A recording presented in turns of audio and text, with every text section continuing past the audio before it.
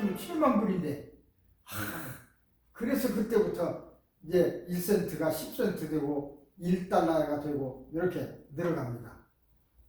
그렇다 하더라도 그래도 그거 700개 가지고 또 다 하니까 한 30분, 1시간 놓으니까 다 없어지더라고요. 결국 도박이란 어디 가든지 승률이 딱 정해져 있습니다. 법으로. 무조건 다른 사람이 없이 다 이렇게 만들면 도박을 안 하니까 약 70대 30? 이 정도로 승률을 만들어 놨어요, 기계를. 그러니까 30을 주고 70을 도박장에 가져가는 겁니다. 그래서 여기다 보너스를 주고 하더라도 50은 갖게 되겠죠? 결국 도박장에 가는 사람들의 돈은 결국은 도박장은 돈이 됩니다. 그렇겠죠? 자, 이런 도박에 대해서 얘기하겠습니다. 도박 때문에 폐가 망신한 사람도 있고, 도박을 하면 부모 자식 마누라도 몰라봅니다. 눈이 뒤집혀요. 다른 사람 돈을 빌리고 도둑질도 하고, 심지어 이런 사람도 있어. 크게 도박하는 사람은 아니지만 어머니가 월표를 탑니다. 월표란 국가에서 죽지 말라고 주는 최소한의 돈이죠. 그 돈이 약 900불 됩니다. 한 달에. 그걸 가져야 렌트비를 낼 수 있고 전화비도 내고 먹고 살고 하다 보면 부각질 되니까, 만약 900불이 덜 든다면 소리 좀 죽이고요. 덜 든다면 덜 주겠죠. 최소한 죽지 말라는 돈이요. 남아서 쓰라 남겨서 저축을 한 돈이 아닙니다. 근데 딱 은행에 지키고 있다가 어머니가 딱 타갖고 나오면 나오지 않아요. 은행에서 이렇게 보다가 그 중에 500불 탁 뺏어갖고 와요. 그런 자녀들이 많습니다. 여기서 그렇게 표현하니까 그렇지, 정말로 불효자식이죠. 불효자식. 어머니 아버지에 드리지는 못할 망정 그걸 뺏어. 그래 400불 가지고 살아야 돼. 어떻게 살아요? 렌트비 내면 없는데. 그러니까 그러고 나서 그 어머니는, 그 아버지는 병 플러스 병 폐지 죽고 다녀.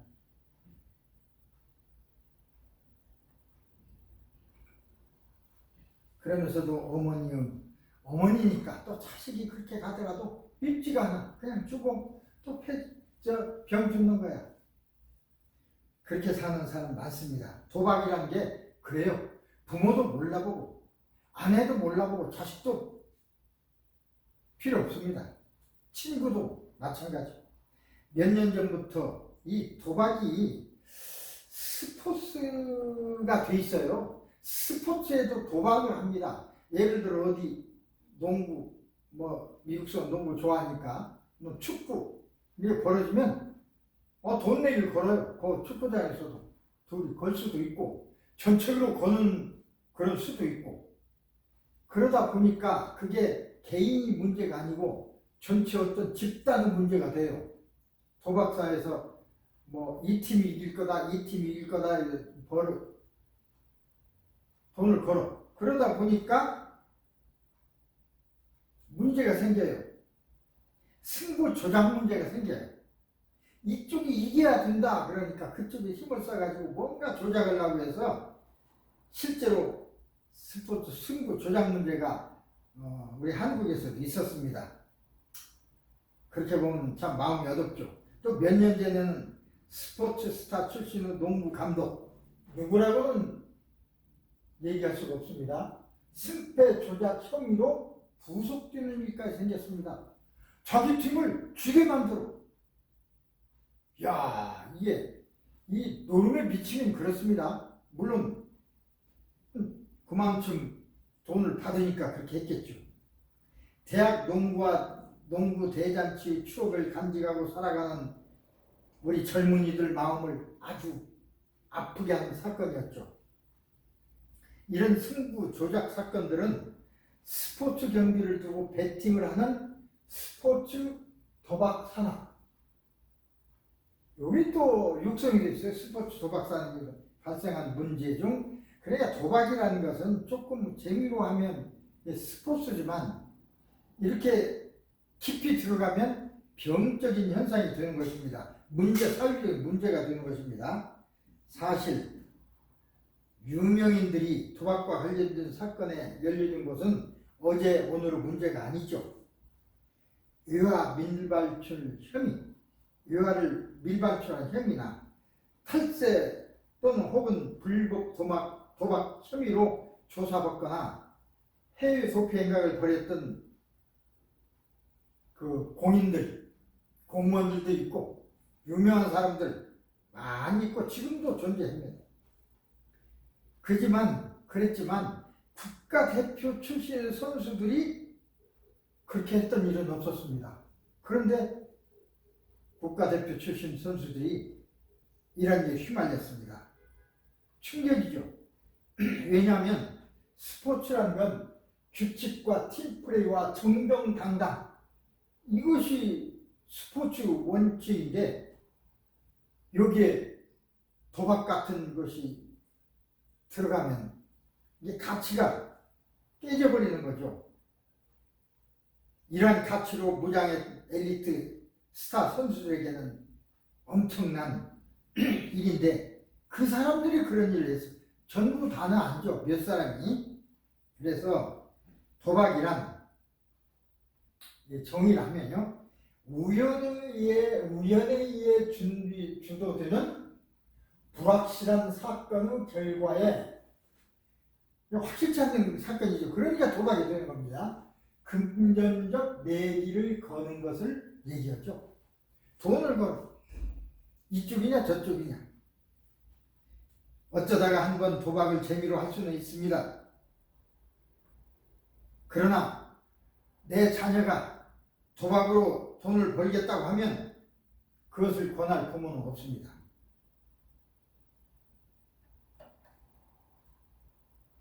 정상적인 아내, 부인이라면 남편이 회사를 그만두고 경매장에 돈을 벌겠다고 경매장에 간다고 하면 말리는 것이 상식이죠. 갔다 오고 돈 줘서 보내는 아내가 있습니까? 우리 복권을 삽니다. 복권도 결국은 같은 것인데, 복권 사행산업이지만 국가적으로 장려하잖아요. 복권을 사면 1등이 받는 금액이 수십억입니다. 그렇죠? 확률이 아주 낮기 때문에 실제로 거기에 베팅하는 그걸 사는 사람들은 손해를 다 보죠. 우리가 다 압니다. 알면서도 혹시나 내가 되지 않을까 하는 마음으로 복권을 삽니다. 저도 일주일에 한 번씩 복권을 삽니다. 어떻게 보면 그래서 딸 마음의 기대감이 없는 것은 아닙니다. 그러나 어떻게 보면 그 돈으로 또 나머지 복권 그 당첨을 주고 나머지를 가지고 좋은 공공사업도 하니까 거기에 내가 되면 좋고 안 되면 공공사업에 내가 도네이션 했다, 그런 생각으로 그냥 가볍게 하는 겁니다. 잊어버린다고 해서 그걸 막 수백 장 사고 오면 이제 도박이 되죠. 분명히 손해가 된다는 걸 알면서도 우리는 마법에 빠진 것처럼 도박을 합니다. 복권을 삽니다. 도박이라는 게 무엇이길래 이런 것인가? 첫째, 사행산업의 팽창과 함께 늘어나는 문제들. 사행산업이 국가적으로 이게 산업입니다. 물론 도박을 엄격히 금지한 나라는 많지 않습니다. 유흥 하나로 일정 정도 도박을 허용하고 있습니다. 그것이 이제 로또, 복권이 그렇고, 그 외에도 경마장만 있습니까? 자전거 타는 경륜장, 자동차 경기장 다 도박을 합니다. 운동에도 도박을 해요, 걸고. 우리나라도 점차 합법적인 도박의 범위를 늘려나가고 있습니다. 2000년 개장한 강원랜드에서는 연중 무휴 카지노를 할 수 있습니다. 미국만 카지노가 있는 거 아닙니다. 미국은 뭐 카지노가 여기저기 많죠. 왜 이렇게 많은지 모르겠어. 근데 거기에 출입한 사람들이 굉장히 많아. 스포츠 경기를 두고 돈을 걷는 스포츠 토토, 경정, 경륜, 복권, 청도, 소싸움, 경마. 청도 소싸움은 청도에서 소싸움 경기를 하는데 거기에 돈을 겁니다. 이게 도박을 요일마다 바꿔가면서 매일 어떻게 보면 매일매일 있기 때문에 즐길 수 있는 나라가 미국도 있지만 한국도 지금 상황이 그렇습니다. 도박을 통해 수익을 올리는 사업을 사행산업이라고 이렇게 합니다. 2011년에 그 조사를 보면 연간 17조 원의 매출을 올렸다고 합니다. 이건 일도 않고 그냥 올리는 것입니다. 2010 서울시 전체 예산이 21조였다고 보니까 야, 서울시 예산은 거의 반 이상, 3분의 2? 대단하죠. 사람들이 얼마나 많은 돈을 도박에 사용하는지 알 수가 있습니다. 합법적인 사항산업에서 조사만 그렇습니다. 이거 말고 불법 도박 시장까지 이렇게 예상하면 불법 도박 시장은 합법 시장은 뭐 여기서 2배, 5배라고 했는데 10배가 될지도 모릅니다. 우리 보통 하다 보면 하다 보면 그래 너는 안 해? 나는 맞아. 내기할까? 보통 그렇게 잘 하잖아요. 그런 것도 있습니다. 뭔 내기?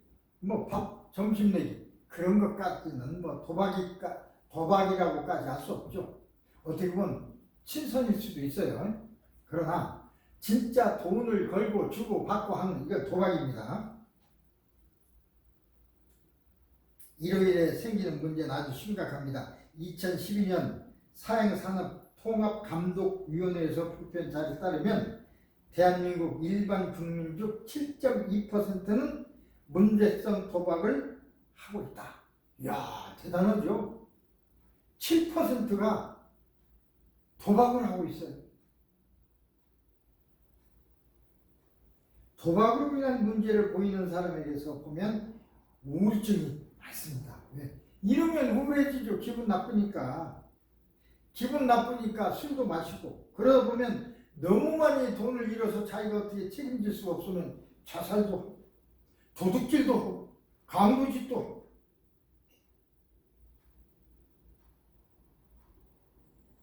삶의 의욕을 잃고 도저히 해결할 수 없으니까 삶의 목표나 방향을 잃으니까 도박관 자체를 떠날 생각을 못해요. 왜? 한 번만 맞으면 되니까. 한 번만 따면 되니까. 이게 한 번만에 평생을 거는 것입니다. 도박 중독에 걸린 사람들은 손해가 나더라도 끊지 못하고 계속 도박에 매달리게 되는 것입니다. 자기가 좋아서 자기 돈 쓰는 건데 무슨 상관이냐 이렇게 말할 수도 있지만 도박 중독 문제는 개인의 재정 문제뿐 아니라 직장 내 생산성 저하 실직이라는 측면에서도 아주 중요합니다. 고용 문제에 관련된 사회 문제도 돼요.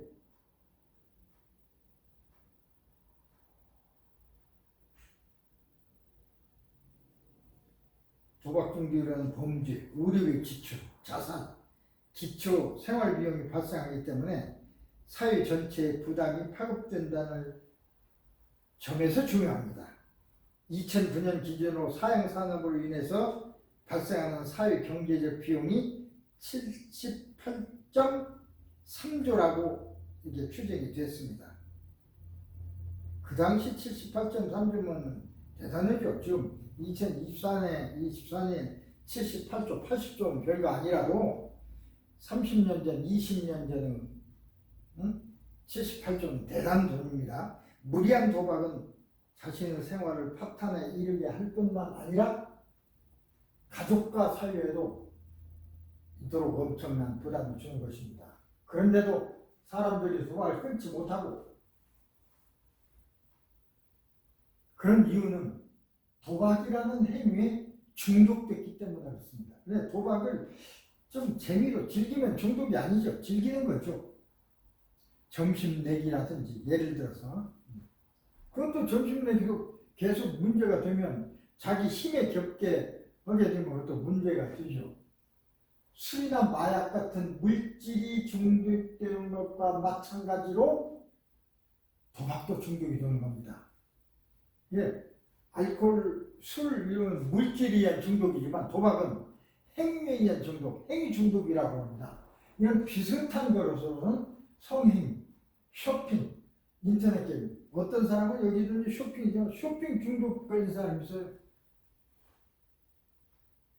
별로 살 것도 없는데 계속 쇼핑을 해. 산 거 또 사고, 버리고 또 사고. 쇼핑 중독. 인터넷 게임 중독.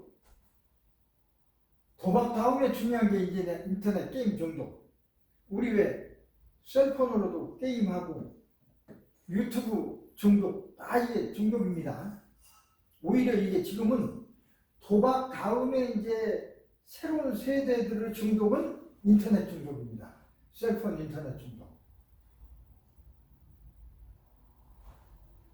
성행 중독이 그전에는 문제가, 지금도 문제지만 이제 그런 어떤 것을 좋아하는 사람들이 문제가 될 수 있지만, 이런 인터넷 중독 이런 걸 하다 보니까 오히려 성행이나 이런 것이 능력이 줄어들어.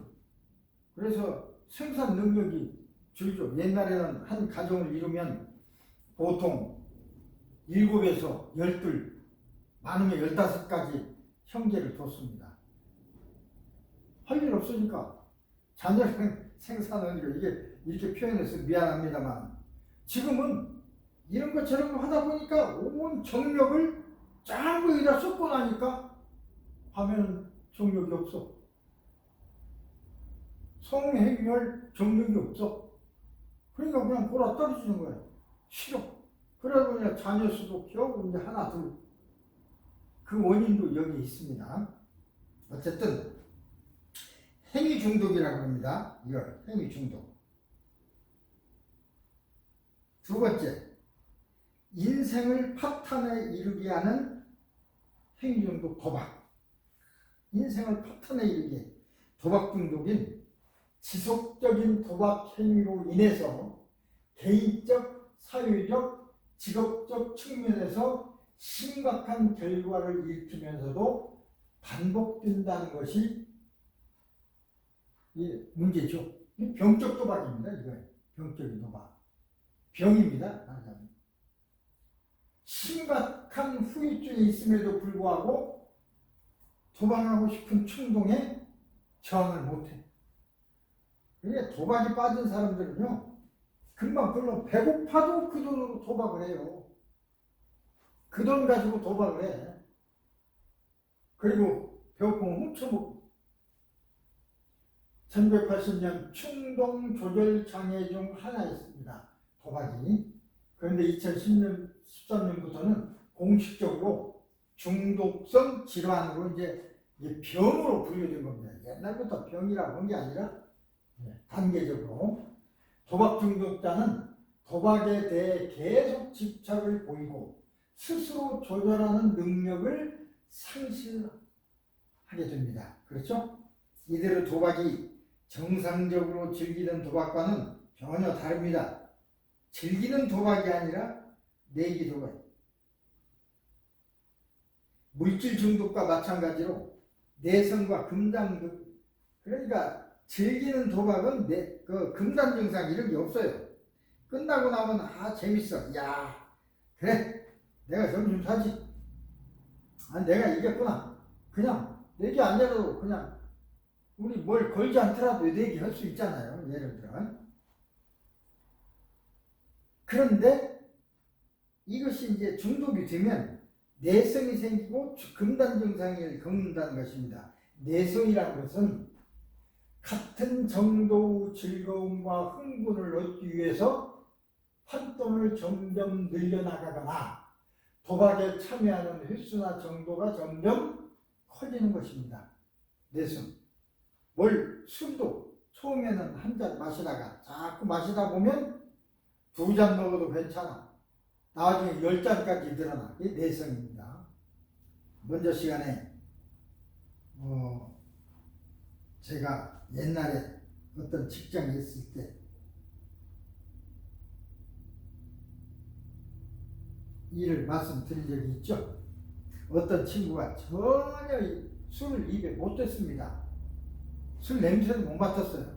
근데 점심 먹을 때마다 조금씩 줬습니다. 그 처음에는 뭐 한 방울이 아니면 그렇지만 그냥 이 혀에다가 한 방울 떨어질 정도 조금 줬어요. 얼굴이 붉어지고. 그렇게 해서 참 하다가 한 달 동안에 조금씩 늘려서 한 달이 지나니까 소주 한 잔을 마시더라고요. 그게 내성이 되는 것입니다. 내성이 생겨요.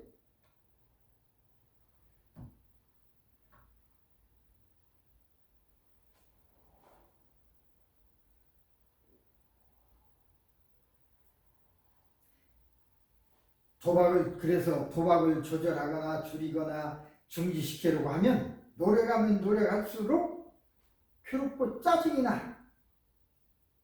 이게 금단 증상이에요. 잃은 돈을 만회하기 위해서 또 도박을 하고, 그래서 따기 위해서 이렇으니까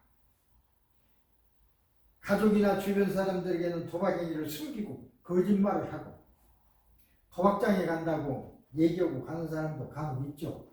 나는 일주일에 한 번씩 도박장 갑니다. 100불쯤 잃고 옵니다. 그런 사람이 있어요. 그것은 이제 재미죠.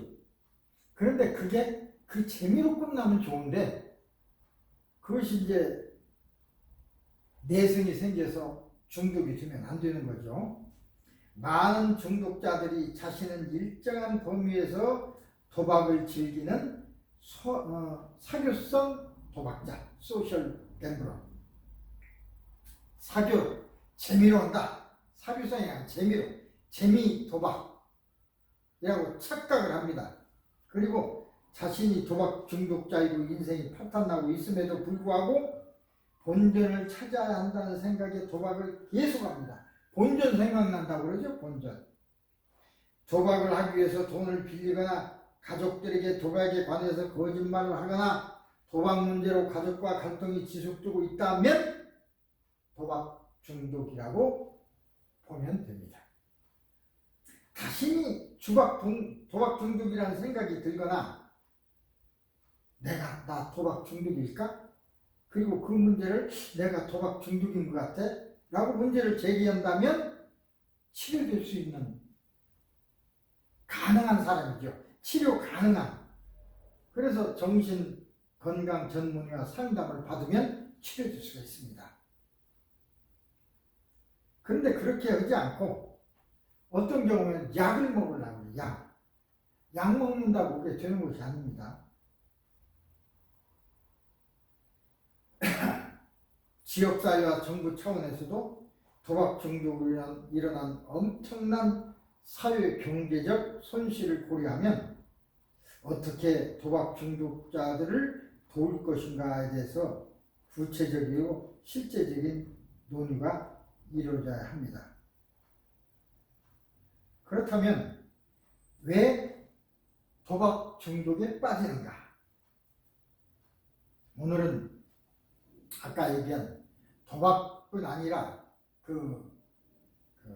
인터넷까지 다 설명하려고 하는데 양이 너무 많아서 도박 중독까지만 설명이 아마 될 것 같습니다. 그리고 나머지는 좀 읽어보셔야 돼요. 책에 있는 대로, 교과서 있는 대로 모두 다 끝까지 다 강의를 마쳐야 되는 것은 아닙니다. 대개 대학에서도 보면 책 한 권 다 맞춰주는 교수를 별로 없습니다. 어떤 사람은 그냥 앞에 10분을 읽었는데 그걸로 그냥 학기를 하는 사람도 있는데, 나는 대부분 끝까지는 다 안 했어도 빠른 속도로 내용이 뭐라는 것은 꼭 알려줬습니다. 그래야 나도 읽어볼 수도 있으니까. 자, 왜 도박 중독이 빠지는가? 세 사람이 카지노에 갔습니다. 한 사람은 통계학과를 나온 회계사, 숫자와 통계에 통달했죠. 그러니까 확률 계산에도 누구 못지 않습니다. 그러니까 도박은 확률입니다. 두 번째 사람은 카지노에 관해서 열심히 공부한 사람. 이론적으로 카지노에 무엇이 돈을 어떻게 넣으면 언제 나오고, 예를 들어 가만히 있다가 많이 잃은 사람, 많이 잃고 떠난 사람 거기에 앉으면 딴다. 그런 확률이 있더라고요. 왜냐하면 도박은 일정 확률이 있기 때문에 계속 잃었어. 내가 보니까. 두 사람 떠났어. 그때 내가 거기 앉으면 딸 확률이 있습니다. 왜? 나머지 확률, 딸 확률이 거기 있으니까. 이제 그러나 기다려야 되고, 어쨌든 그런 것을 이론적으로 맞서는 사람. 세 번째 사람은 그저 운을 믿는 사람. 저 같은 사람이죠. 운 좋으면 따고, 운 나쁘면 잃는 거지 뭐.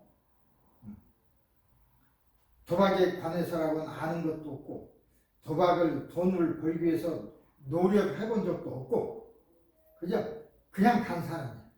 이 세 사람이 100만 원씩 들고 갔습니다. 1000불씩 들고 갔어요. 누가 땄을까요? 누가 땄을까요? 세 사람 중에. 정답은 세 사람 모두 이었다입니다. 아까 얘기했지만 70대 30으로 돼 있기 때문에 30 딴 돈을 다시 넣고 딴 돈을 넣고 결국은 도박장 속으로 100%다 들어갑니다. 다 잃고 일어나지 따가지고 일어난 경우는 별로 없습니다. 그런데 내 친구가 저기 한 분 있습니다. 그 사람은 그 도박장 옆에 어디서 사는데 친구들 오니까 자주 가요. 거기는 참 다른 사람과 달라. 금방 얘기한 것처럼 가만히 이게 100불 들고 가만히 돌아다니면서 보니까 계속 잃어. 그 사람 얘기입니다. 계속 잃고 한 사람 떠났어. 다른 사람 앉더니 계속 잃더니 또 떠났어. 그때 거기 앉으면 딴다. 실제로 땁니다. 딴 뒤에 한 번 따면 일어나 버립니다. 이 사람. 100불 넣고 500불 땄어. 5배로. 그럼 일어나 버려요. 그럼 그 사람은 따는 거예요.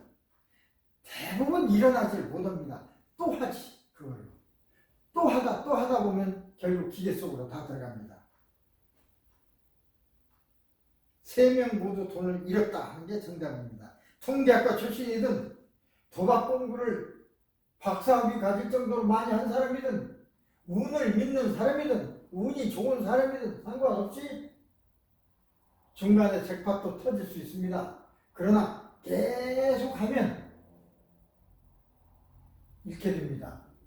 세상의 모든 도박장은 돈을 따는 기대값보다는 이런 것이 많도록 시스템을 갖추고 있어. 70대 30. 그러면 이제 도박장에 이러는 사람들 인건비 주고 뭐 어쩌고 뭐 많이 오래오래 오라고 오는 사람 자동차도 주고 뭐 그런 거 있잖아요. 그렇게 하고도 난 그렇게 설계를 했어요. 만약에 그렇지 않고 90대 10 이렇게 하면 아니 뭐 50대 50이라든가 반 따고 50대 50 그러면 도박장이 손해가요. 물어내야 돈을. 그러니까 안 되죠. 대개는 뭐 70대 30 어떤 아주 나쁜 도박장은 이 법을 위배하고 80대 20, 90대 10으로 조정하는 도박장도 있어요. 그런데 90대 10인 경우에는 잭팟이 잘 안 터져. 그게 안 가요. 70대 30 정도면 잭팟도 적당히 터져. 그래서 사람들이 저 도박장에는 잭팟이 잘 터진다 하고 가죠. 그래서 이게 70대 30이라는 게 마의 숫자라고 할까요? 여러 도박장에서 이제 수익 계산을 하다 보니까 제일 수익이 많은 구조가 저거더라 그 소리입니다. 뭐 지금은 몇 대 몇이 정확한 지금 여기서 제시하는 74, 30은 내 생각이지 이게 정상적으로 어떻게 들어가는지 아직 모르겠습니다. 그러나 저게 근접할 것입니다. 도박이란 한쪽이 구멍난 항아리와 같아서 결국 개인의 돈은 모두 점점 줄어들어서 그게 설계되어 있죠. 줄어들어서 그러니까 1년 속도는 다를 수가 있습니다. 어떤 사람은 100달러를 가져가서 1시간을 놀고 오는 사람도 있고 어떤 사람은 10분에 다 잃어버린 사람도 있어요. 시간은 문제지 결국은 오래 앉아 있으면 다 잃게 되어 있습니다. 도박을 하다 보면 도박으로 돈을 딸 수 없다는 것을 경험적으로 알게 됩니다. 도박장을 운영해서 돈을 버는 사람은 있지만 도박으로 부자가 돼서 행복해졌다는 사람은 없습니다. 뭐 영화나 소설이나 이런 데서는 나오죠. 복권으로서 수십억 한꺼번에 받아서 부자 된 사람 많잖아요. 일주일에 한 번씩 나오면. 그런데 그 후기를 보면 그렇게 해서 돈 번 사람들이 영원히 잘 살았다는 걸 보지 못했습니다. 거의 몇 년 사이에 그냥 탕진해서 다시 거지가 되고 어떤 사람은 복권을 타서 그냥 가족 안에 버리고 도망가는 놈도 있고 돈에 미치는 거죠. 돈이란 게 천사이기도 하지만 악마입니다. 악마. 예, 악마와 천사 이건 동시에 존재하는 거예요. 어떤 사람은 참 훌륭한 사람이라고 취향받습니다. 어떤 사람은 나쁜 놈이라고 낙인 찍혔습니다. 그런데 훌륭한 사람이라고 취향받던 그 사람도 뒤돌아서 혼자 있을 때 어느 날 보면 굉장히 나쁜 일을 해요. 진짜 악마와 같은 일을 합니다. 그래서 우리는 인간은 지킬 박사와 하이드처럼 천사와 악마, 아픈 천사인데 튀는 악마, 이중 인격, 또는 이중 두 얼굴 이렇게 얘기하죠. 이것이 인간의 본성입니다. 도둑질하고 나쁜 놈인 것 같지만 어떤 점에 있어서는 참 좋아. 착해. 그러니까 착하다, 나쁘다 하는 걸 딱 결정 줄 수가 없습니다. 봐야 알아요. 보이는 것만 가지고는 몰라. 뒷면도 봐야 돼. 근데 대부분 그렇습니다. 인간의 이중성이 본성이기 때문에 그렇습니다. 솔직히 천사만 있으면 악마라는 글자 자체도 없죠. 있을 수가 없어요. 다 이중적입니다. 천사라는 말이 있으니까 악마라는 말도 있고 좋은 사람의 말이 있으니까 나쁜 사람도 있는 거고 좋은 사람만 이 세상에 꽉 차보세요. 나쁜 사람이란 말이 없죠. 그럼 좋은 사람 말도 있을 수가 없어요.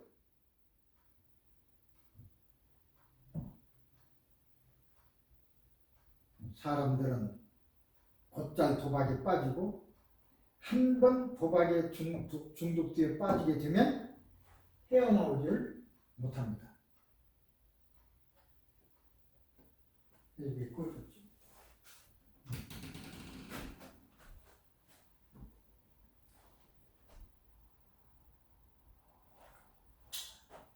도박은 원시시대부터 있었습니다.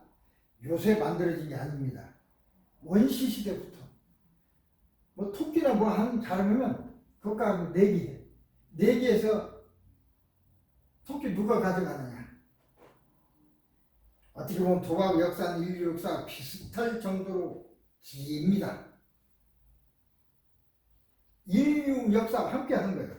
원신들도 주사위를 던져서 내기를 했고 동물을 빼 격자 문양이나 점들을 찍어놓고 불에 달궈질 때 그을려지는 모양에 따라 기름 화복을 점치기도 했었습니다.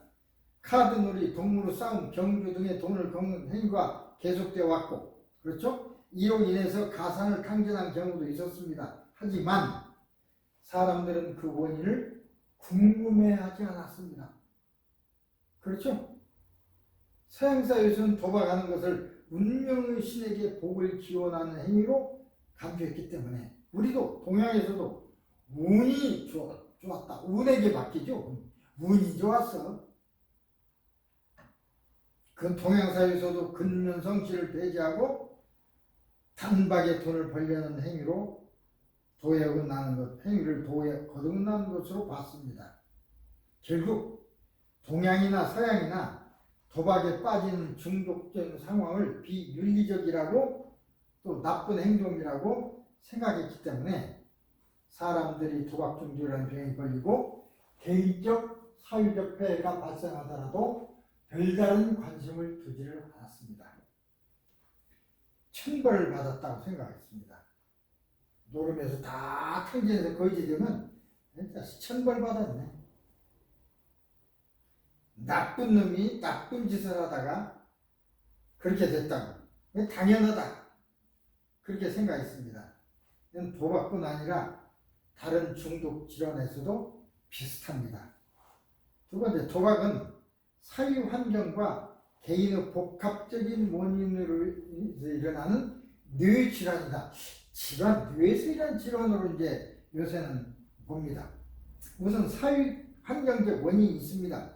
우리 옆집에 도박장이 있다면 호기심으로 도박장 가겠죠. 그것이 더 많죠. 2006년쯤 전국을 강타한 바다 이야기. 그때 여러분 좀 50대, 60대 돼야 이제 바다 이야기라는 그 도박성이죠. 골목까지 도박장이 들어오면서 보통 사람들도 다 그걸 한 번씩 했습니다. 도박이죠. 재밌어요. 하지만 같은 환경에서도 어떤 사람들은 특히 도박에 쉽게 빠지는데 또 어떤 사람은 유혹을 떨쳐내.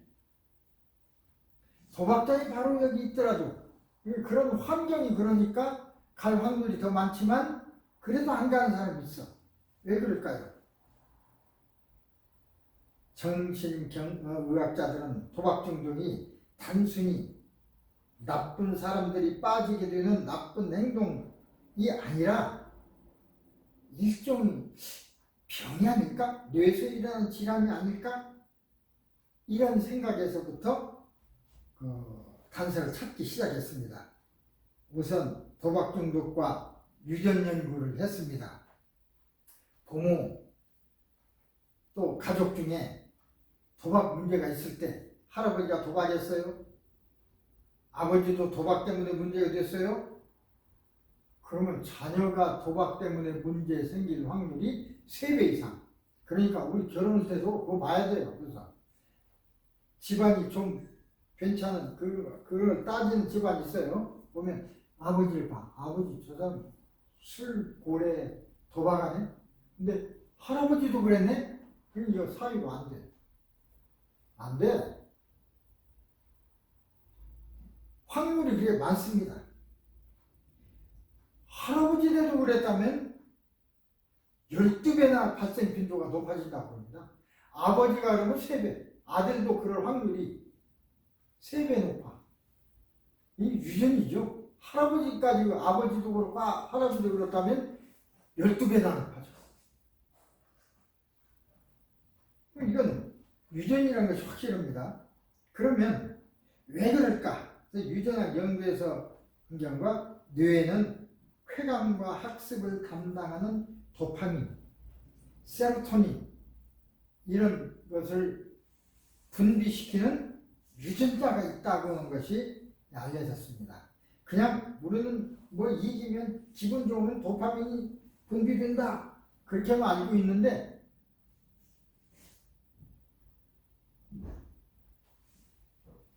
즉 도박 중독이라는 병에 취약한 유전자 그러니까 어떤 일이 되면 그 도파민이 쫙 나와.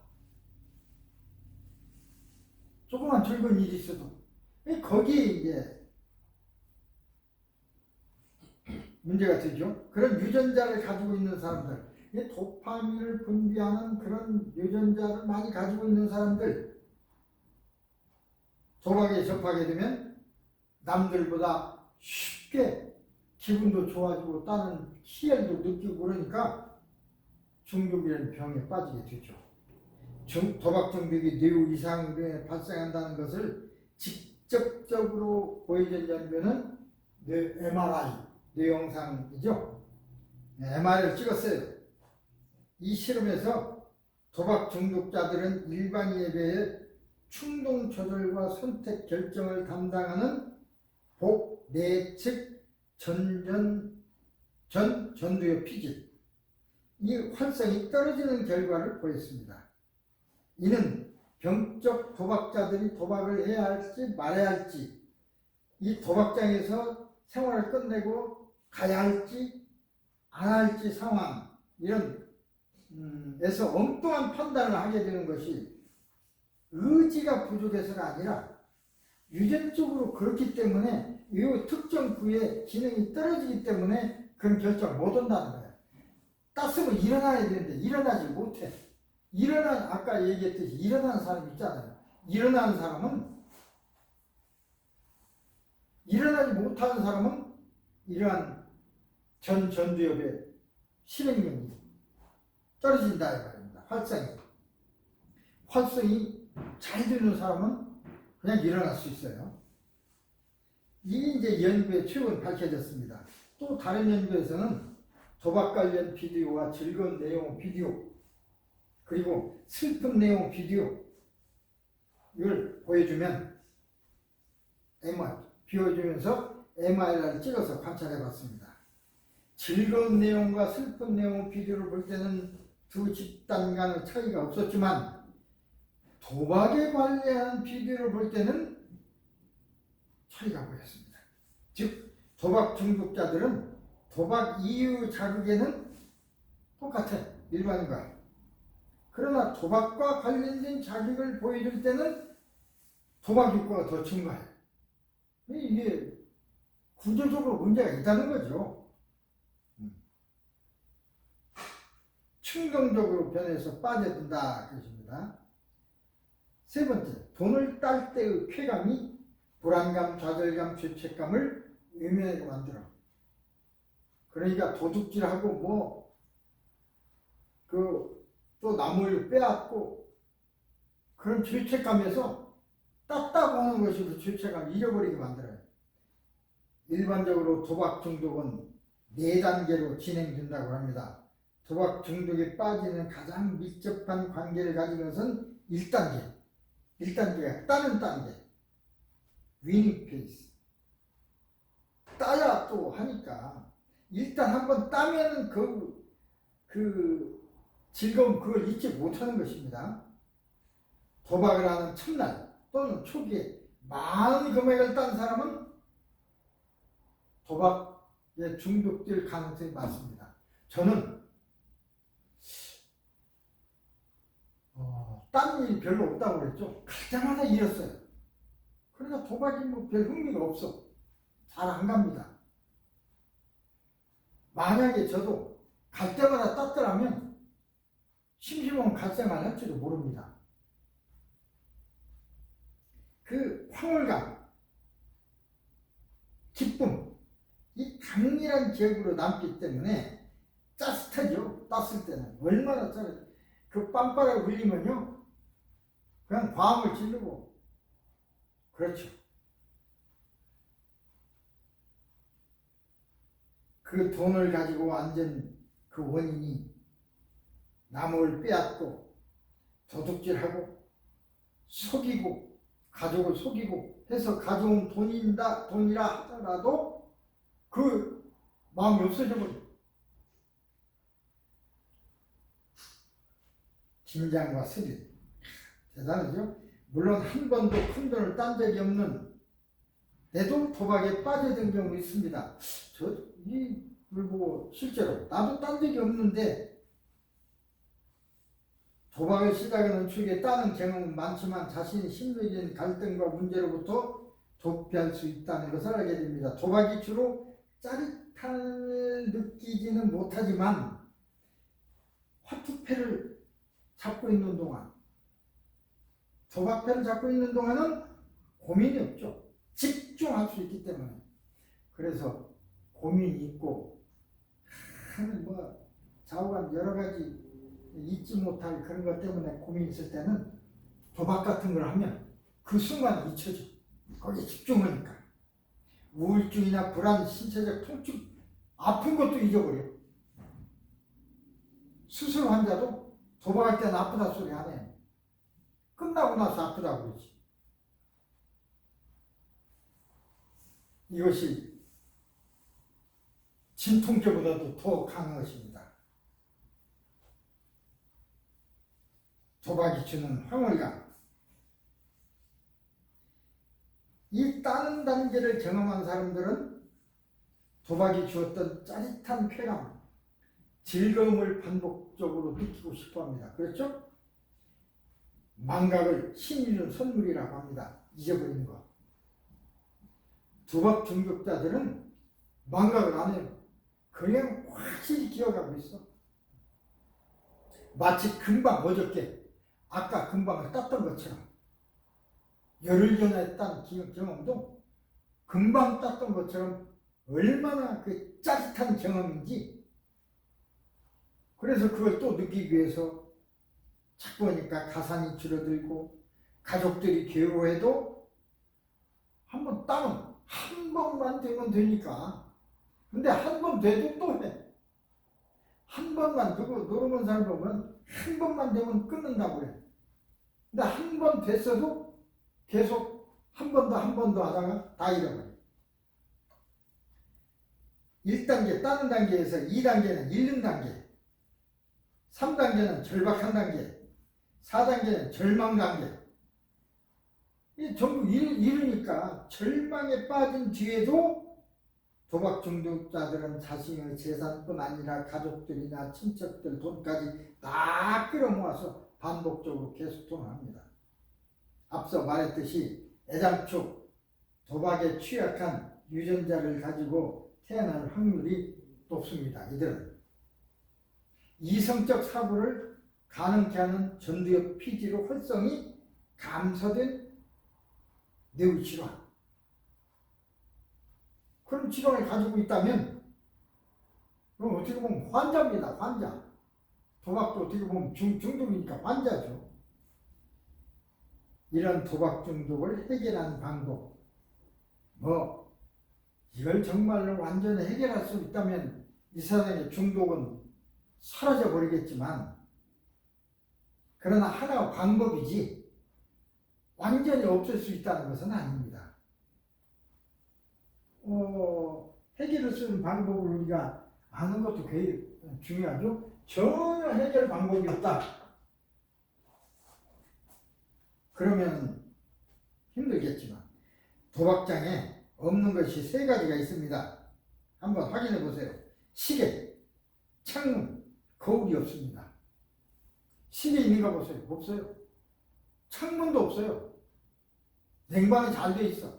빛도 안 들어와. 거울도 없어요. 지쳐 쓰러질 때까지 도박을 하다가 도박장 문이 닫히고 끝났다고 하니까 더 있고 싶어도 나와야 하는 상황까지 갑니다. 그때는 피곤해. 피관문을 이끌고 숙소로 돌아오면 후회도 되고 죄책감도 느끼고, 그러나 육체적으로 너무나 힘이 빠져서 기진맥진 상태로 됩니다. 가족들은 넌 염치도 없냐? 도박이 그렇게 좋냐? 라고 핀잔을 들고 따지지만 도박에 중독 사람들은 힘드니까 소리 들리지도 않아요. 들리지도 않아. 느끼지도 못해. 도박장을 운영하는 사람들이 시계를 없애고 창문을 막음으로써 시간과 공간을 초월한 장소로 만들어버립니다. 시간이 얼마 지난지도 몰라. 내가 무엇을 하고 있는지도 몰라. 여기에 한 가지 더, 거울이 없습니다. 자, 돈을 잃었을 때의 초췌한 자기 모습, 몰골, 이걸 보면 다시는 또 안 할 사람도 있겠죠. 거울이 없어요. 그건 몰라. 자기 몰골을 몰라. 자신이 어떤 지금 모습을 하고 있는지 알 수가 없어요. 도박을 적당히 즐기고 끝내고 돈을 따서오는 건강한 사람들은 상관이 없습니다. 하지만 가지고 간 돈을 뿐만 아니라 카드와 대출까지 받아서 도박을 하는 중독자들, 자신이 계획했던 것보다 훨씬 많은 돈을 소비하고 오랜 시간을 카지노와 경매장에서 보낼 때 자신의 모습이 얼마나 망가져 있는지 볼 수가 없습니다. 거울이 없으니까. 폐가 망신이라죠. 그런 사람 많습니다. 밥 먹고 휴식하는 것도 잊어서 눈은 빨개지고 계속해서 잃은 돈 생각 때문에 절망과 수심이 가득 찬 표정, 그 표정을 보아야 되는데 그 표정을 보면 다 도박장 안 오잖아요. 거울이 없어. 도박장도 돈 버는 하나의 사업이긴 하지만 참으로 좋은 사업은 아닙니다. 다른 사람을 파탄에 이르게 하면서 내가 부자가 된다면 그건 좋은 사업이 아니죠. 그걸 가지고 공공사업을 아무리 좋은 사업을 해본들 좋은 사업이 아닙니다. 그런데도 사행사업이 많이 늘어나요. 국가도 문제가 있습니다. 그나마 더 지치고 사리 판단이 흐리기 전에 한 번쯤 고민할 기회를 가질 수 있을 것입니다. 거울을 보면 내가 왜 이 모양이 됐을까? 내가 왜 여기 있지? 도대체 내가 여기서 뭘 한 거야? 라고 자문할 수도 있고, 그중 어떤 사람은 자리를 박차고 도박장을 나설 수도 있을 것입니다. 그렇기 때문에 도박장을 운영하는 사람들은 절대로 거울을 설치하지 않습니다. 그게 고객인데 나는 망해야 내가 돈을 버는데 망해가 해야 되는데 따라갖고 가게 하면 안 되잖아요. 모든 돈을 잃고 사리 판단을 할 수 없을 만큼 지치도록 만들어야 도박장 주인은 돈을 챙길 수 있게 됩니다. 참 직업 중에서도 하기는 모든 사업이 다 그렇습니다. 어떻게 보면 어떤 사람은 사업하면서 좋은 일도 한다고 하지만 그건 일부일 뿐이지 전부 어떻게 보면 대중을 그냥 돈을 빼앗으려는, 요새 삼립방 공장에서 이 더위에 사람이 한국 얘기입니다. 죽고 그랬습니다. 그래서 대통령이 와서 알아보니까 12시간 교대로 일하고 있어요. 이 더위에 12시간을 일하면 어떻게 되겠습니까? 임금도 조금 주고 돈도 조금 주면서 왜 일 시켜? 그래서 그 빵을 팔아서 부자가 됐어요. 어떻게 보면 피 묻은 빵입니다. 피 묻은 빵. 그렇게 표현하는 사람도 있어요. 삼립빵, 피 묻은 빵. 죄송합니다. 일단 그래서 근데 요새는 그들도 대통령과 면담하고 이렇게 한 결과 8시간씩 3개대로 하도록 하겠다. 10월부터 그렇게 발표가 난 것을 보면 진짜 깨달아서 그런지 국가 대통령으로부터 지적받았으니까 이제 사업은 이대로 계속하다면 망하겠구나 절박하면서 그랬는지 아마 후자일 가능성이 더 많습니다. 원래부터 사람을 종업원들을 위해서 했다면 지금까지 그렇게 할 리가 없죠. 돈이라는 건 그렇게 무섭습니다. 돈이 천사이며 악마입니다. 그 사람들에게는 천사로 생각되지만 악마죠, 악마. 그렇다고 필요 없는 것이 아닙니다. 꼭 필요합니다. 그게 이중성이라고 합니다. 우리 생활의 이중성, 인간의 이중성, 모든 것이 우리 되어 있습니다. 도박의 다른 이름 거짓말. 도박한다는 사람은 원래 도박은 거짓말이 기본입니다. 예를 들어서 고스톱, 한국 사람들 알아 고스톱 할 때 상대편에게 내 표를 절대 보여주지 않죠. 없다고 거짓말하는 거야. 그래도 그 내놔. 짤짤이도 마찬가지 거짓말하는 거지. 전부 거짓말하는 기계입니다. 그게 내가 어떤 패를 가지고 있는지 감추는 것이 도박의 핵심입니다. 요새 일본도 어제는 유럽 연합도 이제 다 무역 문제가 타결됐다고 합니다. 트럼프가 요구하는 거에 맞춰서 한국이 맨 나중이라고 하는데 서로 패를 안 보여줘요. 자, 상대편이 패를 보는 순간 지니까 이게 어떻게 보면 싸움입니다. 싸움. 내가 무슨 아무리 좋은 패라도 티를 내서는 안 되고 나쁜 패라고 해서 처음부터 위축될 것도 없어요. 자, 노름하는 사람 보면 꼭 가보 땅을 잡아야 이기는 게 아닙니다. 어떤 사람은 배짱으로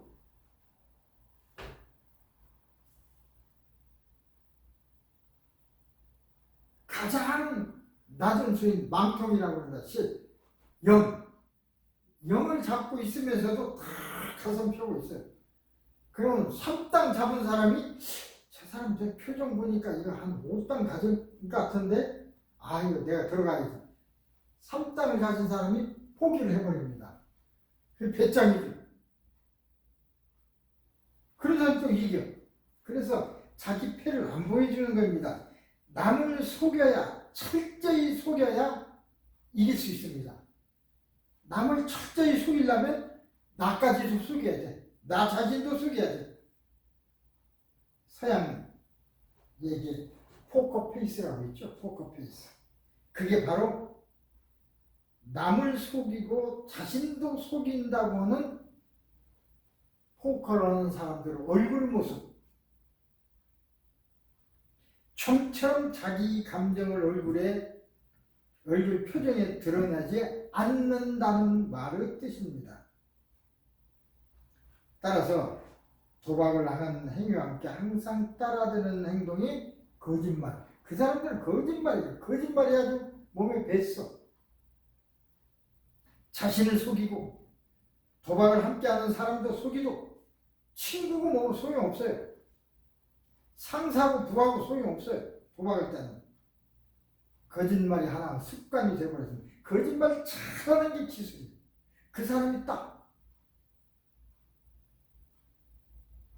도박에 오랫동안 빠져있는 사람들은 아주 사소한 사실도 거짓말해요. 실제로 거짓말해요. 거짓말이 아니면 몸에 뱄어. 도박 중독 진단 기준 항목에도 거짓말이 있습니다. 도박에서 벗어나기 위해서는 제일 처음 해야 될 것이 솔직하는 거예요. 거짓말을 않는 거예요. 그게 치료 첫째예요. 죽을 만큼 솔직해지는 것. 세 번째, 인지 왜곡을 교정하는 인지행동 치료와 약물 치료를 해야 됩니다. 인지행동 치료도 해야 되고 약물 치료도 해야 돼. 도박과 거짓말은 항상 따라다닌다고 그랬습니다. 도박에 관한 인지 왜곡으로 이어집니다. 인지 왜곡은 도박 중독에 빠져들게 하는 역할을 하기 때문에 도박 중독자들이 공통적으로 겪게 되는 현상이죠. 대개의 도박 중독자들은 도박에 대한 오해, 잘못된 신념을 가지고 있습니다. 도박은 종류에 따라서 나의 기술과 여론이 물론 도박도 기술이라고 해.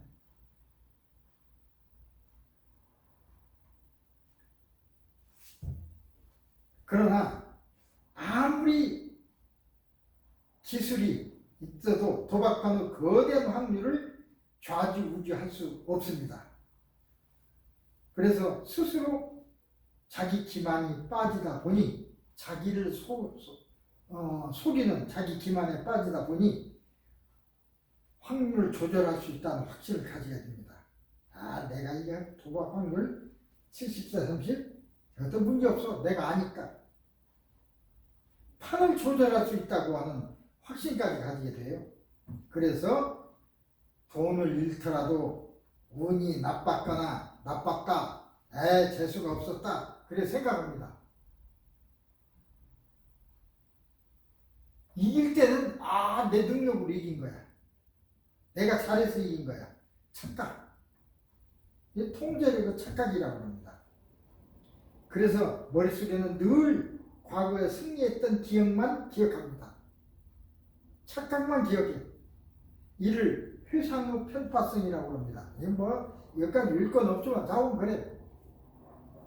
이로 인해서 도박으로 인해 경제적으로 파탄나는 것은 생각하지 못하고 반복적으로 계속 도박을 하게 됩니다.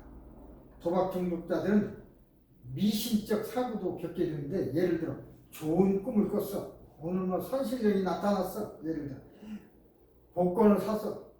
예를 들어 좋은 꿈을 꿨을 때는 복권도 사고 고수도 큰 판으로 가. 좋은 꿈을 꿨으니까. 그런 경향들이 대부분 많죠.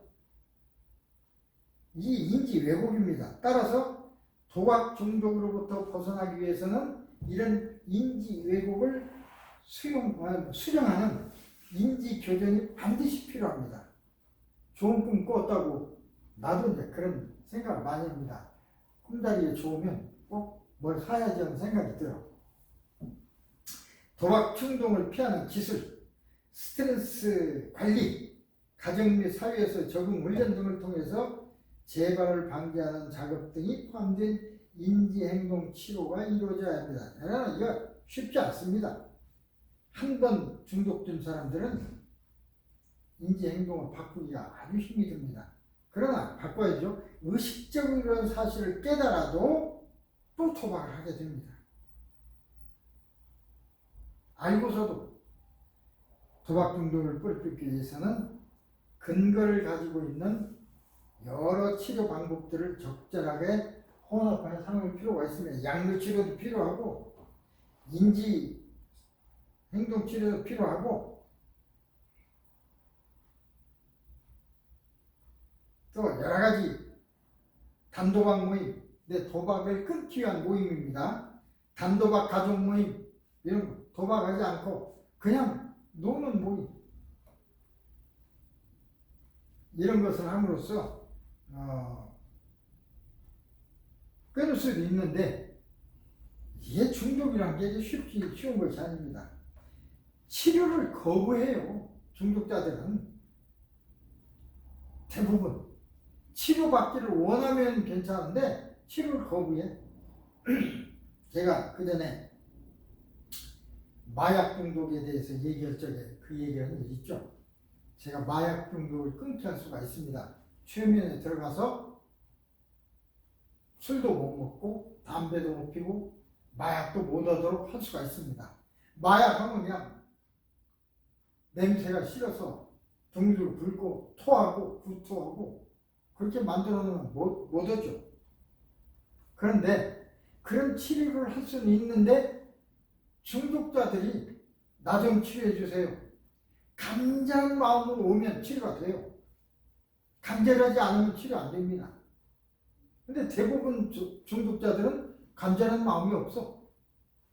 치료해달라고 하질 않아요. 강제로 치료는 안 됩니다. 그래서 힘든 것입니다. 도박 중독자들은 치료받는 것에 부정적이고 자발적이지 않습니다. 이때 가족들은 도박을 더 하고 싶어서 고집 부리는 것이라고 화를 내고 비난하고 그러는데 실제로는 그러지 않습니다.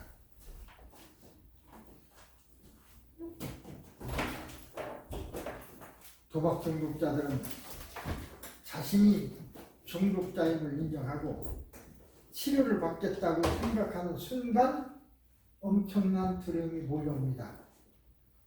환자들은 미신과 인지욕을 빠지면서도 대부분 도박으로 돈을 따거나 만회해서 모든 문제를 한꺼번에 할 것만 하면 다 해결이 되는 거야. 그런 희망이 유일한 목적이 되고 있기 때문에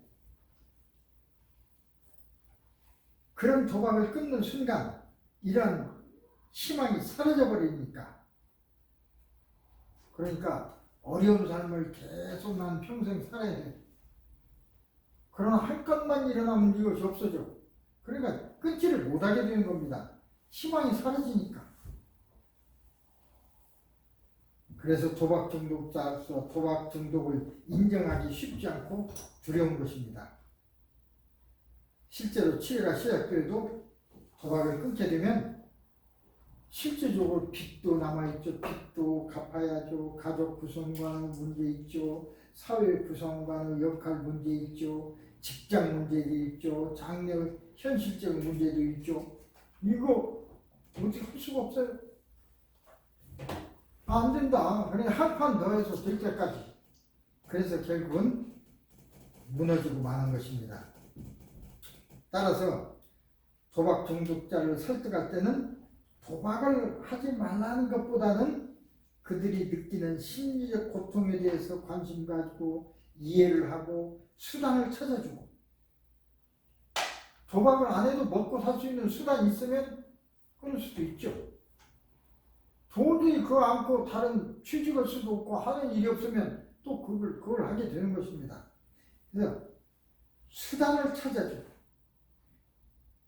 그들이 느끼는 고통에 관심을 갖고, 이것이 이제 우리가 해야 될 일이죠. 도박은 치료가 필요한 질병이기 때문에 건강 전문의와 상담가들의 도움을 받으면 좋아질 수 있죠. 좋은 얘기를 받으면 좋죠. 그러나 상담한다고 낫는다고 한다면 뭐가 걱정이겠습니까? 상담받아서 돈이 많이 벌어진다면 무슨 걱정이 있겠습니까? 상담을 받으면 직업을 가질 수 있다면 무슨 걱정이겠습니까? 그것만으로는 안 됩니다. 그냥 희망을 주는 거죠. 옆에서 돕는 도박 중독자 가족들은 환자의 건강 측면과 치료에 있어서 긍정적인 측면을 찾아내서 언급해서 희망을 줘요. 희망이 제일 중요한 겁니다. 아, 내가 이걸 끊어도 어디 가서 무슨 일을 할 수 있어. 저 일을 하면 돼. 그럼 희망이죠. 않고 그 일을 하면 되니까. 근데 그런 일 아무 희망이 없고 절망이면 치료가 되지 않는 것입니다. 희망을 불어 넣어주는 것이 제일 중요합니다.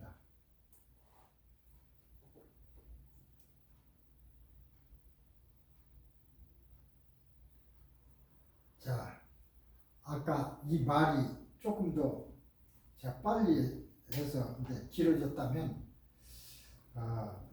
두 번째는 이제 인터넷 중독. 오히려 오늘날 앞으로 문제가 될 것이, 그러니까 마약보다도 도박보다도 더 무서운 게 인터넷 중독입니다. 이게 현실입니다. 실제로는. 인터넷은 이제 셀폰과도 관계가 있어요. 셀폰, 인터넷, 이게 다 요새 전화기뿐만 아니라 컴퓨터 역할도 같이 하니까.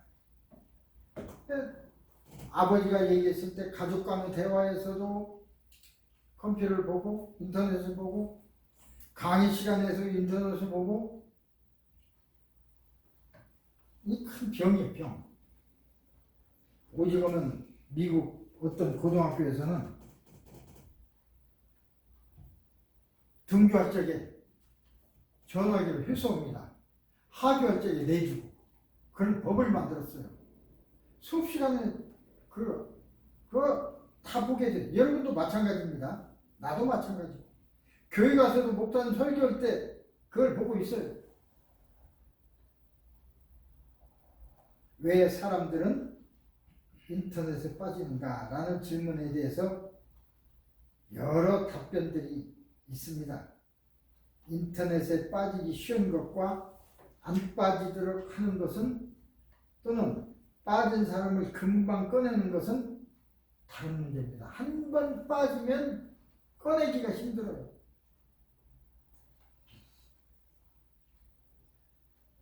만약 금방 해결책을 내놓을 수 있다면 중독이라는 말은 애초에 없죠. 중독이라는 말이 있을 수가 없죠. 사람들이 그것에 빠지게 되는 이유는 어떻게 보면 이유는 단순해. 근데 해결하기가 굉장히 어려워. 빠져나오기 어려워. 들어가기는 쉬운데 나오기는 어려워. 들어가는 것은 큰 문이고 나오는 것은 바늘기. 그러나 이해 없이 해결책을 찾을 수 없는 것은 분명합니다. 우리가 해결책을 한번 찾아보자 그 소리입니다. 그러려면 우리가 왜 인터넷에 중독되는가? 인터넷 중독을 병적 도박 기준을 이용해서 연구한 킴벌리 영이라는 사람이 연구를 했어요. 5가지 특성이 인터넷에 중독되어 있는 요인이라 했습니다. 사회적 지지, 성적 만족도, 새로운 성적이란 말은 시험 성적이 아니라 성적, 새로운 인격 창출, 억압된 성격의 표출, 인식과 힘, 이런 5가지를 들었습니다. 인터넷이 가상세계죠. 가상세계라는 배경 속에서 제공하는 사회적 욕구, 해소. 거기 들어가면 욕구를 충족하고 해소가 되니까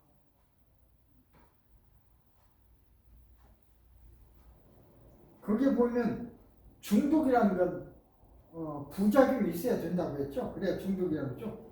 강박증, 넷 강박증. 그거 안 하면 그냥 가슴이 뛰고 다른 일 못해. 불안해하고. 그러니까 꼭 손에 들고 있어야 돼. 수업을 들으면서 그걸 보아야 돼. 그게 강박증. 중독증이죠. 중독증. 사이버 중독증.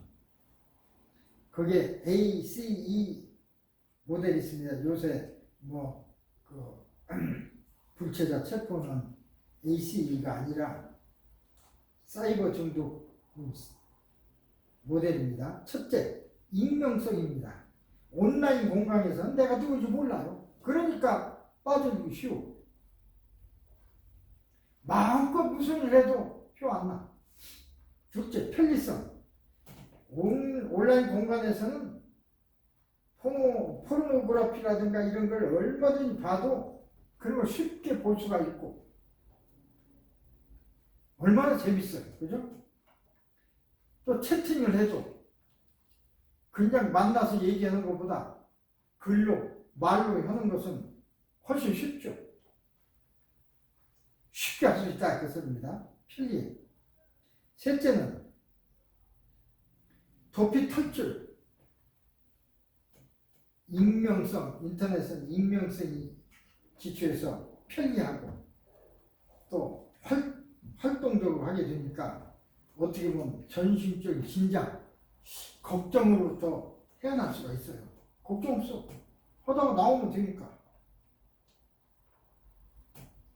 성적으로 다양한 환상을 가지게 함으로써 정신적으로 새로운 상태에 도달할 수 있게 됩니다. 넷 강박증을 그랬는데 넷 강박증은 ACE. ACE는 그 첫 글자를 따서 ACE입니다. Accessibility, 접근성. 그래서 A야. 인터넷은 접근성이 좋아. 그렇죠? 인터넷이 있기 전만 해도 도박게임, 경매 등 오락 활동을 하기 위해서는 특별한 공간을 찾아가야 됐습니다. 게임장을 찾아가야 됐어요. 지금도 있지만. 그러나 인터넷 게임은 갈 필요가 없어. 저녁 혼자 하면 돼. 컴퓨터 인터넷 연결망만 갖추면 돼. 자기 구자를 연결하고.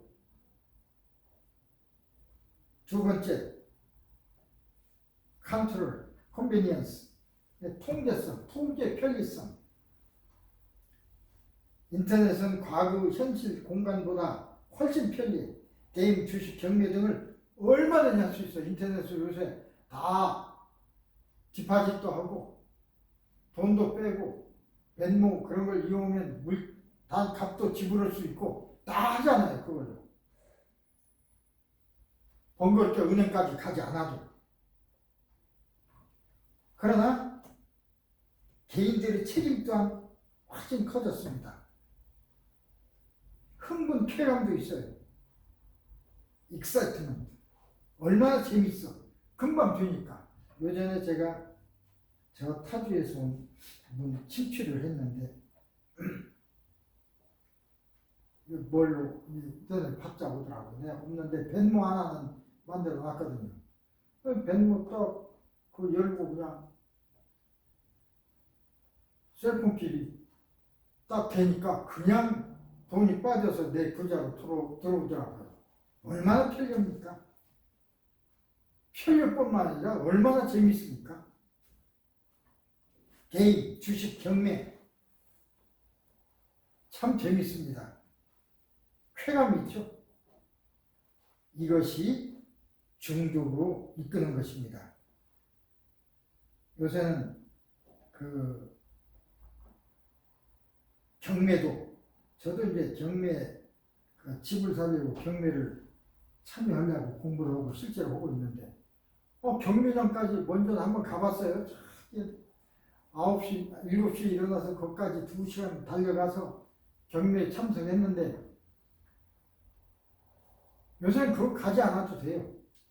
경매 회사에 그 옥션닷컴에다가 돈을 집어넣고 그냥 여기에서 집안에서 셀폰 또는 컴퓨터를 가지고 그냥 거기서 배팅을 하고 실시간으로 그게 되니까 그래서 나는 지금 그걸로 하고 있습니다. 얼마나 편리합니까?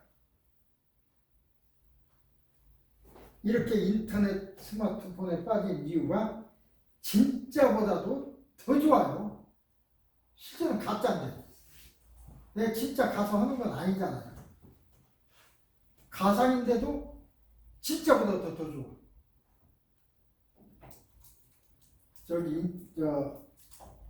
경매에 가서 비드를 하려면 수표를 있거나 구자에 돈을 넣어놔야 비드를 할 수가 있습니다. 거기까지 가서 그 비드하는 사람들 보면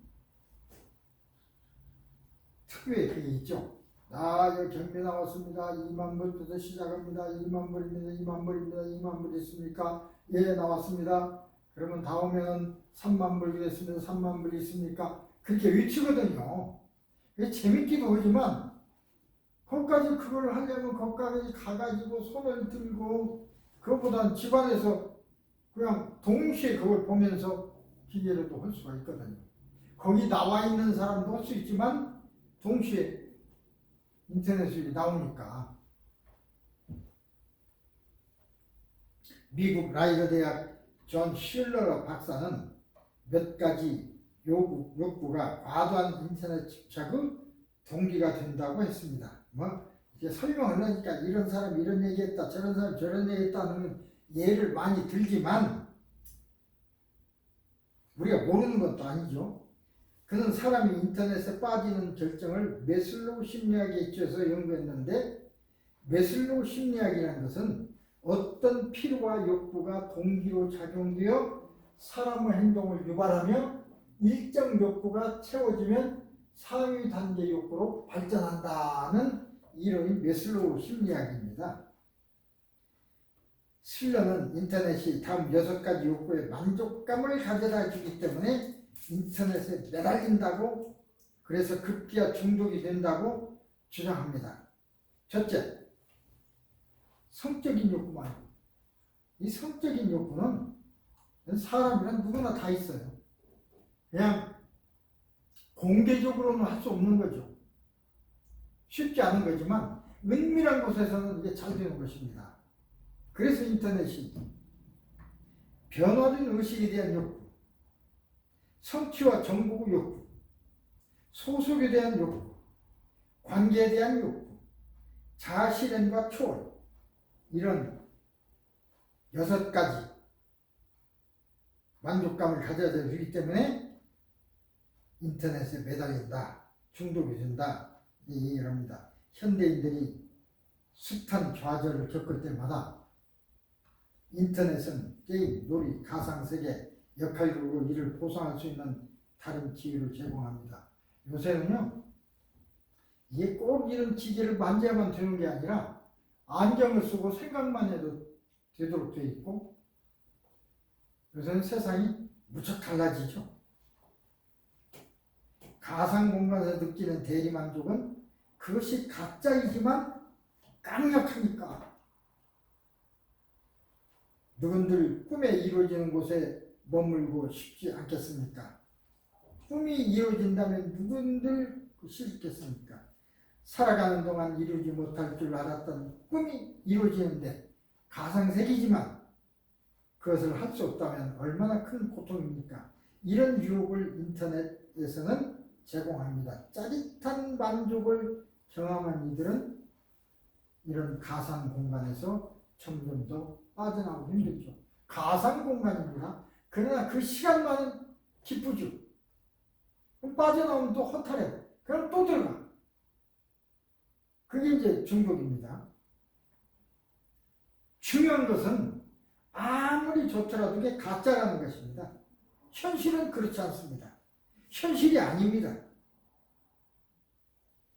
허황과 현실이 간극이 크면 클수록 이용자와 고뇌는 커집니다. 현실에 대한 불만도 커지고 현실에 대한 불만 때문에 또 인터넷 속으로 들어갑니다. 거기서 머무는 기간이 길어지죠. 처음에는 들어가서 얼른 한 3분 하고 선생님 강의 듣고 1분 보고 10분 강의 듣고 그랬는데 그게 점점점 들어가서 10분 하고 1분 선생님 쳐다봅니다. 아예 처음부터 안 쳐다보는 사람도 있어요. 그래서 아까 얘기했듯이 이제 모든 학교에서 문제가 되는데 특히 중고등학교에서는 이제 이걸 제한하기도 하지만 성인들은 제한할 수도 없잖아. 요새 아까 얘기했듯이 종교에서 목사님 설교할 때 옛날에 누가 한눈을 팝니까? 요새는요 가만히 쳐다보면 귀로 듣고 있는지 안 듣고 있는지 몰라도 눈은 전부 앞에 가 있어. 목사님 얼굴 쳐다보는 사람 별로 없어.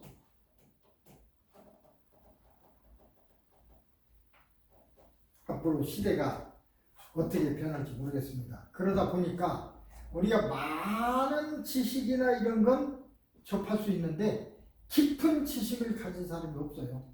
얕어. 깊이 들어가면 대답을 못해. 깊은 공부들을 안 해.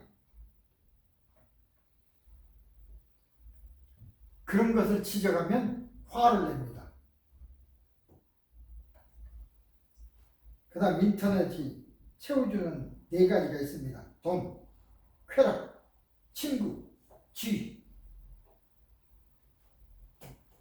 보상해 주는 거죠. 경제적 보상으로서 돈도 딸 수 있어요. 기분의 변화에 심심할 때 할 수 있어. 재밌어. 혼자도 재밌어. 혼자 놀아. 옛날엔 친구 있어야 놀았어요. 지금은 친구가 오히려 거창스러워. 괜히 나 기분 나쁜 소리만 하고 걸리적거려. 혼자 놀면 얼마나 좋은데. 심심한 데는 보상으로 쾌락을 줘. 외로움을 대상으로 친구. 외로울 때도 이것만 가지고 있으면 외롭지 않아. 그게 이게 사회적 문제죠. 소속감에 대한 유기로서 지위. 여기는 지위, 고하를 따질 필요가 없어. 그렇죠? 이 중독을 매개하는 것이 바로 즉각성과 우연성입니다. 즉각성은 충동적으로 원할 때 언제까지든지 할 수 있어. 즉각적으로. 얼마나 필요합니까? 우연성. 특별한 노력이 없이도 할 수 있어. 그러니까 모든 사람이 빠지는 거야. 인터넷 게임이나 채팅 다 즉각성, 우연성이 배합돼서 이게 중독적인 공간입니다. 이게 중독 공간. 이게 뭐 알코올 중독, 도박 중독 이것보다도 더 지금 위험하고 무서운 것이 바로 가상 공간의 중독입니다.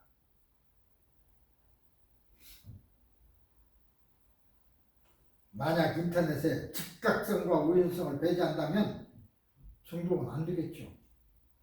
보상도 어렵게 될 것입니다. 결국 동기도 떨어지고, 그래서 잘 안 쓰니까 중독이 일어날지도 않을 테죠. 이런 도박적, 쾌락적 요소를 적게 사용하고 건전한 기능을 강조하니까 이윤을 추구하는 게임 회사, 채팅 도박 업체들이 이런 중독적 요소를 배제하고 상품을 만들기는 힘들죠. 다 그렇게 만들어요. 식료품까지도 그렇게 만들어내요. 중독되게 만들어내요. 음식도 중독되게 만들어냅니다. 그래야 사 먹으니까 한 번 먹으면 더 먹고 싶고. 우리나라 신라면이 세계적으로 지금 각광을 받고 있죠. 그러나 그게 중독성입니다. 매운 것이 세계인을 중독시키고 있어요. 짜릿하죠. 다른 데서 못 느끼던 그것을 음식을 먹음으로써 느끼는 거예요. 얼마나 매웠으면 유럽 사람 어느 나라에서는 그게 독이라고 해가지고 문제가 된 일도 있었어요. 한국 사람은 매운 거 좋아하죠. 매운 거 못 먹는 민족도 있어요. 일본 사람들은 매운 걸 잘 못 먹어. 그래서 일본 라면 한참 뜨고 있다가 요새는 사양 산업입니다. 미국 사람들도, 특히 멕시코, 중남미 사람들도, 유럽 사람들도 매운 걸 좋아해요. 자극적인 걸 좋아해요. 이 시대는. 그래서 밍밍은 그런 일본 라면 요새 안 먹어요. 장사가 점점점 줄어들어. 한국 사람이 만든 매운 라면 잘 팔리고 있어요. 보상 없는 중독은 없습니다. 짜릿하니까. 음식을 먹는 순간, 같은 돈을 주고 먹는 순간 짜릿하니까. 근데 아주 재밌는 게 있습니다. 원래 고추는 한국에 없었습니다. 원래 없었어요. 들어간 지가 한 임기 몇 년 때니까 400~500년? 아니 400~500년도 못 돼요. 200~300년밖에 안 됩니다. 한국에 들어간 지. 원래 고추는 남방식물입니다. 열대성. 근데 그 음식 그것이 일본을 통해서 먼저 들어갔어요. 일본 사람들은 어떻게든 대륙을 진출하기 위해서 한국을 그냥 어떻게든 빼앗고 싶고 그랬는데 도저히 방법이 없어. 근데 그걸 고추를 먹어보니까 막 사람 죽게 생겼거든. 그 사람들 지금도 고추 못 먹어요. 그래서 생각했대. 아하, 이걸 먹으면 사람이 이렇게 멍청이 되는구나. 이걸 조선 사람들에게도 갖다 줘서 빠가야로 만들어버리자. 그러면 다 우리나라 될 테니까. 그리고 살살 꼬여서 임진왜란때 고추를 조선으로 들어갔어요. 좋은 거라고.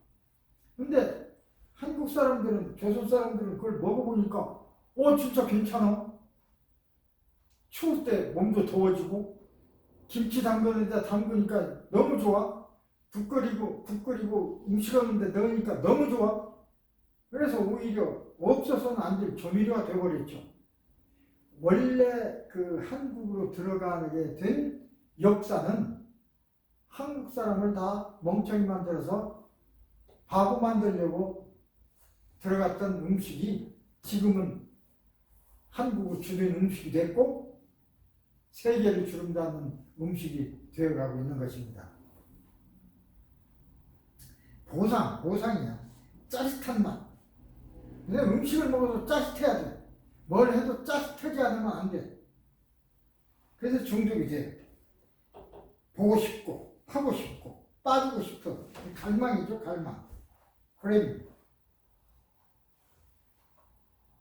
직접적인 충동을 만나서 빚어진 것이 바로 중독입니다. 그럼 하고 싶고 보고 싶고 빠지고 싶은 갈망이 그런 행동을 유발하는 그것이 딱 만나게 되면 충동적으로 만나게 되면 그래서 중독이 됩니다.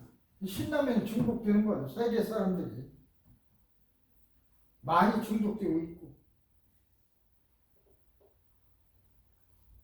미국 사람이나 뭐 어느 민족의 마켓에 가도 신라면 다 있더라고요. 한국만 다 있어. 인터넷 혹은 스마트폰을 사용하는 시간이 점점 점차 늘어나고 갈수록 늪에 빠져 들어가고 있습니다. 그러면 반드시 그로부터 보상받고 있으니까 무슨 보상을 받고 있는지 생각해 봅시다. 자신이 받고 있는 보상이 무엇인지 알아낸다면 또 그 보상을 대체할 수 있다면 중독에서 헤어나올 수 있을지도 모릅니다. 당신이 외로워서 더 갖고 싶어서 슬퍼서 불만족스러워서 인터넷 스마트폰을 켰을 때 확 빨려 들어가죠. 그러니까 빠져나올 수 없어요. 악마의 동굴입니다. 악마의 동굴. 인터넷이 스마트폰이 악마의 동굴이야. 지금 이 순간에도 여러분들이 그렇습니다. 그러나 실제 거기서 주는 짜릿한 것은 전부 가짜입니다. 진짜가 아닙니다. 바닷물과 같아요. 짠물. 우리가 바닷물을 마시면 마실수록 갈증이 나서 계속 마십니다. 그래서 바닷물을 마실 수가 없어요.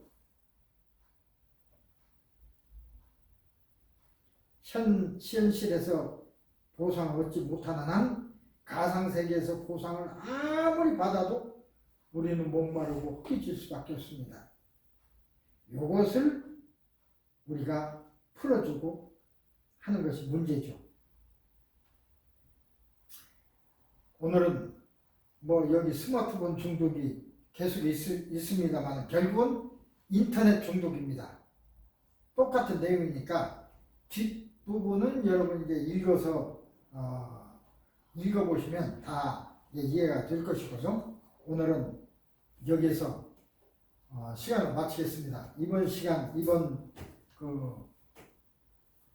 크라이시스 위기 대비에 대한 것을 중독과 또 우리가 여성이나 남성이 요새 있는 여러 그런 문제들에 대해서 따져봤는데 이것 말고도 앞으로 문제되는 게 많죠. 지금 앞으로 문제되는 것은 이제 인터넷